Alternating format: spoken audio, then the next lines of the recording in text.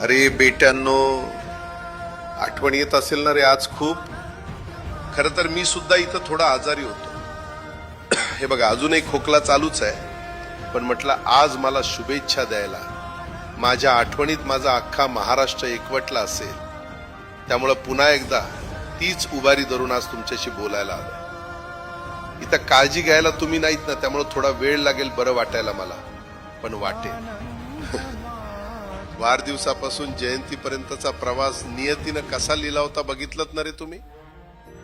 मी तुम्हा सगळ्यांना इथून बघत असतो. तुम्ही आजही माझ्यासाठी खूप हळवे होत असतात. राजांनो, तुमचं एवढं हळवं होणं मला इथं खूप त्रास देतं.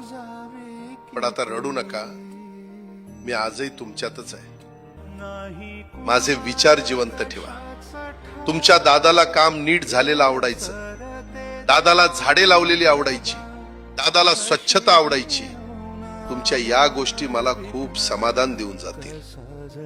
महाराष्ट्राला एकच सांगून जातोय, राजकारण आपल्या जागी चालू राहील, पण मातीशी आणि जनतेशी असलेली नाती कधी तोडू नका. माझा महाराष्ट्र तुम्हाला खूप पुढे घेऊन जायचा आहे. आणि माझ्या मंत्रालयाच्या पायऱ्यांना सांगा, आता माझी वाट बघू नका, कारण आता अजित पवार पुन्हा येणे नाही.